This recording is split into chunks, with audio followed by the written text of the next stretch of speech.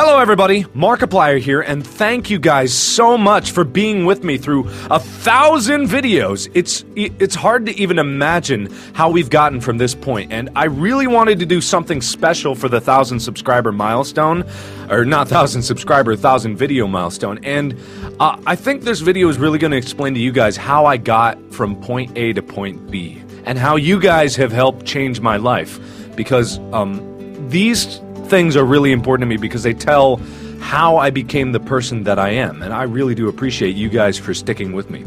So here we go! I was born on an island in the middle of the Pacific Ocean called Oahu, which is the third largest island of Hawaii, and home to the city of Honolulu, where I was born on a military base. My dad was a career Army man. He had been in the Army 23 years before he retired, and apparently, while he was stationed in Korea, he met my mom. A pretty common story I've heard, but the result of them meeting was me, a beautiful baby. That is not really beautiful there, but my artistic skills are lacking. Anyway, regardless of all of that, I was born, and I was born awesome and muscular. I was a gigantic baby, apparently, which my mom reminds me of every once in a while. I was 10 pounds and 3 ounces, and therefore they named me Mark. All muscle, of course. Don't doubt me! Shortly after I was born, my dad retired from the military to pick up a job as a layout artist for a book company of some sort. But either way, we ended up in Cincinnati, Ohio, of all places. Not really sure why, because I don't think we really have any family here. Either way. We moved into this awesome home with a gigantic backyard that led into these really amazing woods where me and my brother spend most of our time. I mean, if we weren't on the computer, we were out in the woods playing in the creek, picking up tadpoles, cutting vines, swinging on them. I mean, we really bonded together over those woods, and that's one of the things that I miss most about that house.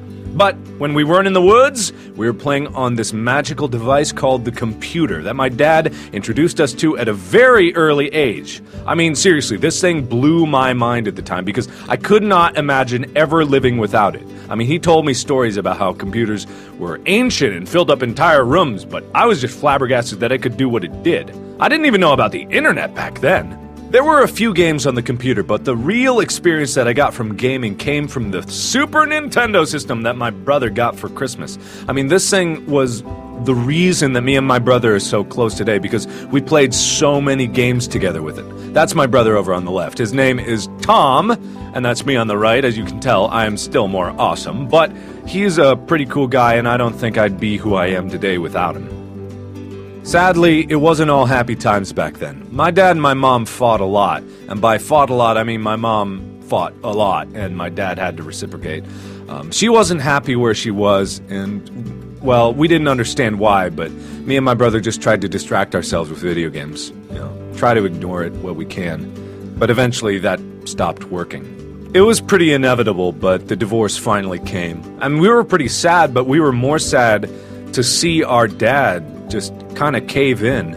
I mean, we were out of money, half of the income was gone, so we had to lose the house. We couldn't buy as many games as we had before, so we lost out on a lot of gaming, but at least we got to keep the computer, and that's what really sparked my love of computers and technology.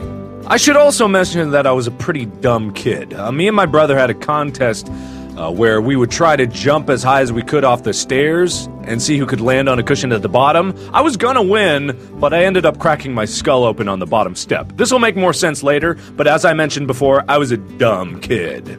When we moved out of the house, I could no longer go to the private school that we were going to, which was perfectly fine with me because I didn't really care, but it's all that I knew. I didn't even understand what lockers were all about when I went to the new school. I mean, just everything was perfectly foreign to me, and I didn't have an escape, I didn't go to the woods anymore, and I lost pretty much all of my friends and had to start all over. It was a pretty dark time for me because I had no idea what I was doing. But anyway, I made some friends, but I accidentally did something else stupid, and I was having a how far at the monkey bars can you jump contest, and I was gonna win, but I ended up falling on the ground and breaking my arm, like, really badly. Both bones and stuff, they were popping out everywhere. But this is actually a good thing, That's my brother there, shocked. But this is a good thing because this led to me finding some friends. And you may ask, well, how did that happen? Well, it happened like this. I had a cast on my arm and couldn't do things like sharpen my pencil. So this really awesome guy named Drew decided that he was going to help me. And Drew is a tall redhead, but he was a cool guy anyway. He also got me more into band, which is where I made a bunch more friends, and where I blew his face off with my awesome trumpeting skills. Eventually, after dating around for a long time, my dad found someone that we could all agree on. She was pretty much the nicest person that we ever met, and her name was Dee. I mean, I agreed with her because she bought us a PlayStation 2, and I was pretty excited at the time. But also, she did something that we couldn't do at that time, and she made my dad happy. And that was pretty much the most important thing that anyone could do. And from then on, high school started to become a breeze. I was moving through the grades, doing fine, being a good student. I made a lot of great friends, both in band and out of band. I got to play some great games, I was really happy with what I'd done, like Half-Life 2 and stuff. And I had a few girlfriends here and there, and that's always pretty fun when you're just a young teenager and first experiencing the wonders of a relationship and making out and stuff. That was pretty cool, and all in all, things were looking up from that period where we didn't really have anything and didn't have games again, and we're kind of unhappy drifting through life, so things were looking up all the way to going to college, and I was really excited to finally be able to go out on my own. But then, my father brought me some bad news. He put a piece of paper in front of me and just let me read it without saying anything. And I was a pretty smart kid, so I understood every word that it said, all the techno mumbo-jumbo, but the main thing is that in basically big, bold letters, it said cancer, and the really bad kind of cancer. So that was a really tough time for me because I kind of lost sight of what I was doing. Everything seemed kind of clear to me before, but right now everything was kind of just getting away from me. I thought I knew exactly what I wanted to do, which was make video games. I wanted to do it. My dad didn't agree with me, but I thought that was what I was going to do. However, I started to realize that games might not work, so I kind of put that off the table and focused on going to engineering. I was originally in civil engineering, but moved into biomedical engineering because they had a medical school program. But that didn't work out either. I didn't want to do that, so I flip-flopped back to engineering again, and then I thought, hey, if I'm going to do what I want to do, I got to do games, and I really couldn't decide what I was going to do with my life. I was kind of at a crossroads and just frustrated. Then, 1 year later, we were all home for summer, and my dad was getting pretty bad with cancer, and he wasn't himself anymore. But one morning, we were all woken up by my stepmom, Dee, screaming, and we went downstairs to see that my dad was dying. And the last words that he said to me were, "I love you so much." And I held my dad's hand as he died.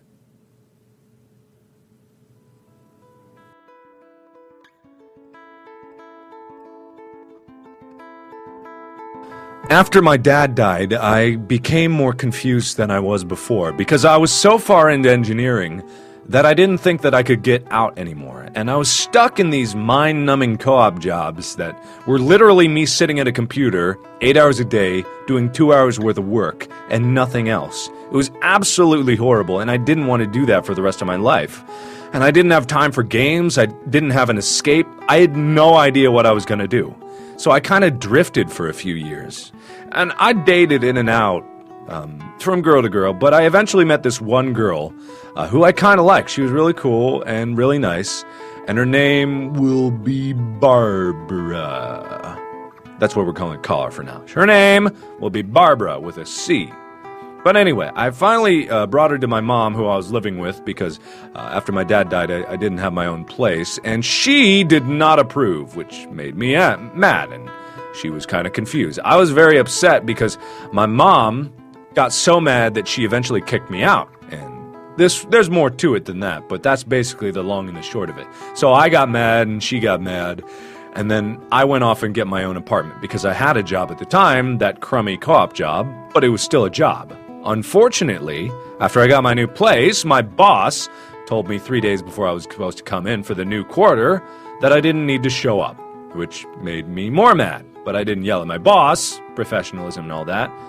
But at the end of the day, I was running out of money and my girlfriend wasn't helping me, and then she started getting mad at me for not being able to do something or other. I can't really remember why she was mad. She was mad so often.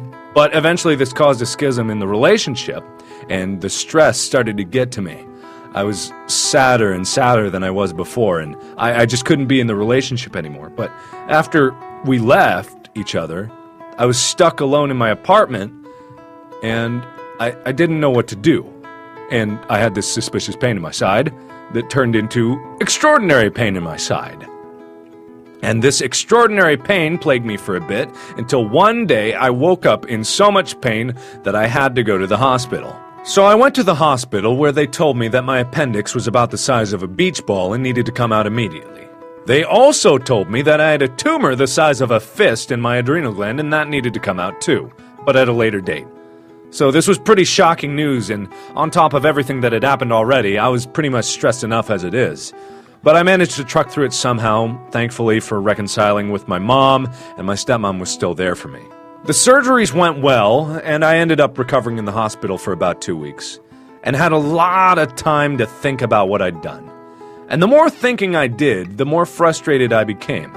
It seemed like everything in my life was completely out of my control, and I had no choice in the matter. So finally, I decided that enough was enough, and I was going to do what I wanted. But I was still stuck in the hospital, so I got angrier every day. Grr! So when I finally did get out of the hospital, I decided that I was going to do my own thing. And what I decided I was going to do was going to be sketch comedy videos. So I ended up using my tax refund that I had to buy a camera. I ended up doing very little with this camera immediately.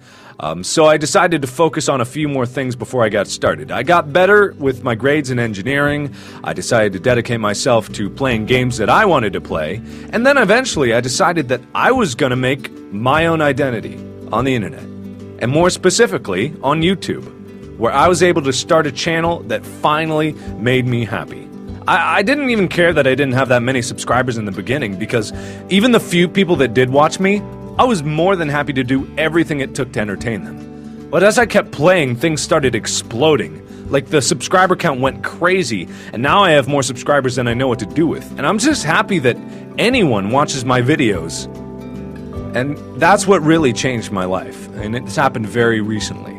Like, before, I was totally out of control of everything, and now, I'm finally able to do what I love. So thank you guys, sincerely. I owe everything in my life right now to the support that you have given me. I was lost before. I had no purpose before. But now we're able to change the world, do good, raise money for charity, do just everything we want to do to help improve the world. And I am so grateful that you guys decided that I was worthy enough to subscribe to. So sincerely, thank you guys so much. I owe you everything that I have now. And I wouldn't have it any other way. You guys are the best fans in the world. So thank you again so much. And as always, I will see you in the next video. Bye-bye!